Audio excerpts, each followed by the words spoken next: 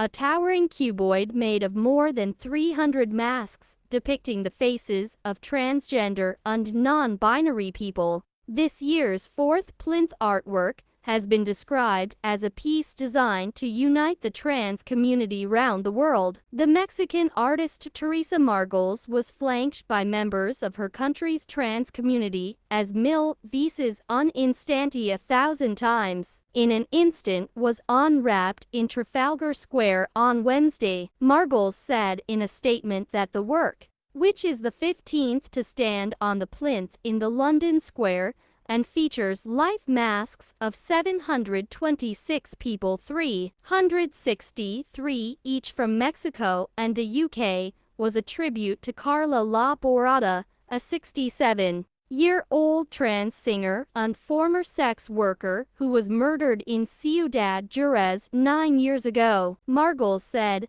"We pay this tribute to her and all the other people who were killed for reasons of hate, but, above all, to those who live on, to the new generations who will defend the power to freely choose to live with dignity." Echo Eshin, the chair of the Fourth Plinth Commissioning Group, said the piece could help unite the trans community around the world, and that it was one of the most nuanced and timely artworks to sit in the space since the project started in 1999. Margolles won the commission for the fourth Plinth in 2021, alongside a sculpture by Samson Cambalyu, which stood in the square last year and was a comment on the legacy of colonialism in Africa. Each of the masks that make up mil veces un instanti has a name and features traces of the person on whom it was based, with lipstick smears and false eyelashes visible on the work. The unveiling of the plinth is a big moment in the UK's arts calendar, and since it began in 1999 with Mark Wallinger's Ake Homo, it has divided opinion,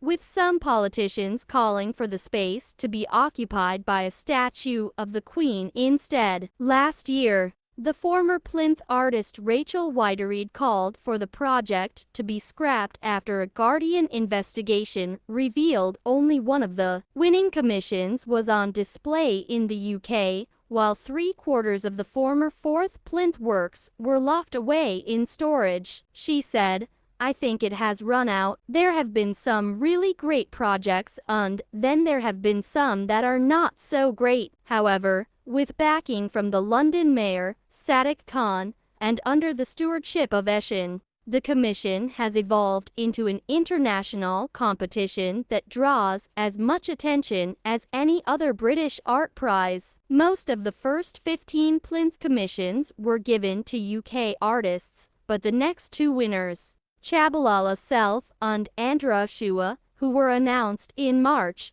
are both international artists, meaning that since 2022 all of the winners have come from abroad. Margolles told The Guardian earlier this month that she was not worried about the masks decomposing during their 2-year slot, during which they will be exposed to London's inclement weather. She said, "They will fade and transform. Each cast will react to the elements in its own way, according to the organic materials left on the mask." Margolles has said her Plinth commission was inspired by the Mesoamerican tradition of Tolpantli, in which storage units were used to display the skulls of sacrifice victims or prisoners of war. Eshin was joined at the unveiling by Justine Simons, the Deputy Mayor for Culture and the Creative Industries, who said the UK's public statues did not mirror the diversity of the country, and especially a city like London. She said, "Today we are changing that story. This collective portrait of the trans community is a celebration and an act of solidarity with those who do not enjoy the same freedoms as we enjoy in the UK."